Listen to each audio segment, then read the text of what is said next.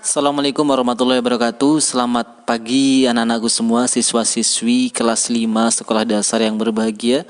Alhamdulillah rabbil alamin, pada kesempatan hari ini Pak Miftah bisa menyapa kembali anak-anak semua dalam sesi video pembelajaran khusus Mapel PAI. Kali ini membahas materi mengenal Rasul-Rasul Allah Subhanahu wa Ta'ala. Sebelum kita mulai pelajaran pada hari ini, marilah anak-anak kita awali dengan membaca basmalah bersama-sama. Bismillahirrahmanirrahim. Alhamdulillah, semoga dengan bacaan basmalah tersebut kita diberikan kemudahan dan juga kefahaman dalam memahami pelajaran PAI hari ini. Sebagai awalan, anak-anak harus tahu bahwa Allah Subhanahu wa Ta'ala mengutus Rasul dan Nabi untuk membimbing manusia ke jalan yang benar. Jadi kita bisa mengetahui adanya kebenaran dan kebatilan itu karena petunjuk dari ajaran para nabi dan rasul yang terdahulu.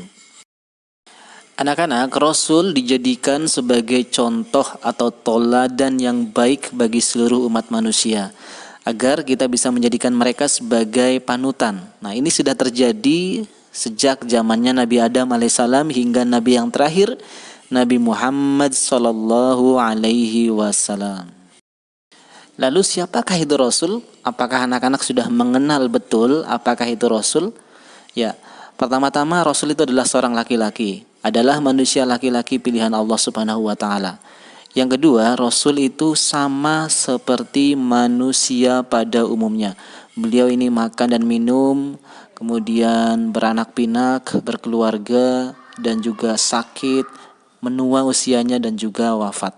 Kemudian Rasul ini menerima wahyu dari Allah Subhanahu wa Ta'ala melalui perantara malaikat Jibril. Selain itu juga Rasul menyampaikan wahyu kepada seluruh umatnya untuk petunjuk kebenaran. Inilah yang membedakan antara Rasul dan Nabi. Kalau Nabi tidak menyampaikan wahyu, Rasul menyampaikan wahyu. Ingat-ingat ya anak-anak, perbedaannya Nabi dan Rasul. Kalau Rasul tadi disampaikan menyampaikan wahyu kepada umatnya, kalau Nabi hanya menyampaikan wahyu kepada dirinya sendiri dan keluarganya sendiri. Nah, kemudian mengapa kita harus mempercayai mereka, mempercayai kisah-kisah Nabi? Karena ini adalah bagian daripada rukun iman, ya. Jadi kita mempercayai kisah Rasul karena adalah termasuk bagian dari rukun iman. Nah, ini penting sekali ya, kita sebagai umat Islam harus punya iman, karena ini berkaitan dengan akidah kita sebagai umat Islam yang benar.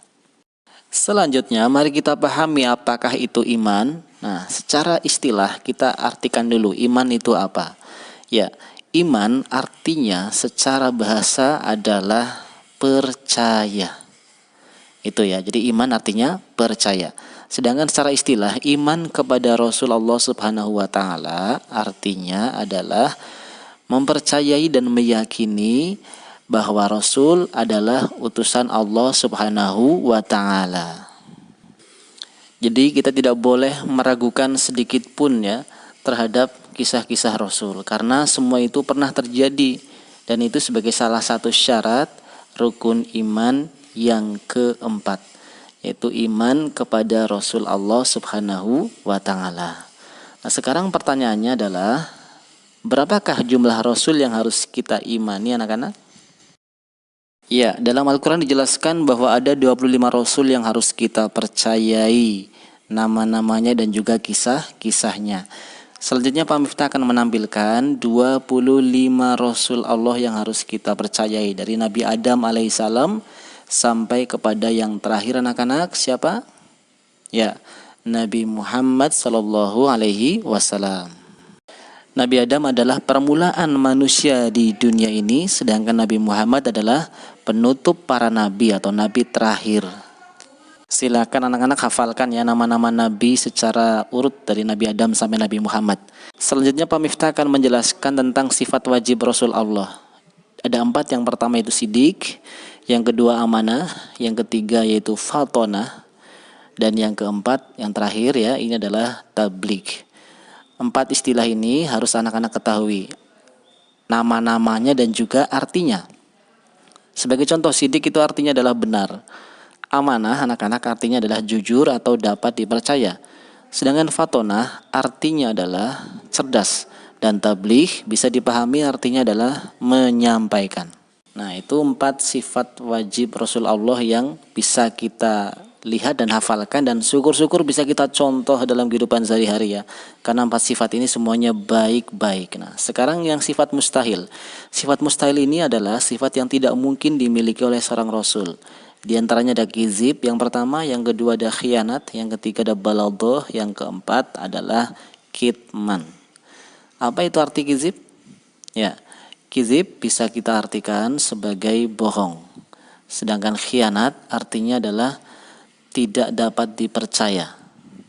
Yang ketiga, baladhah artinya adalah bodoh, dan kitman artinya adalah menyembunyikan. Nah, keempat sifat ini tidak mungkin dimiliki oleh seorang Rasul, dan kita juga harus menghindari sifat-sifat tersebut. Itulah anak-anak penjelasan pertama dari seri video tentang iman kepada Rasul.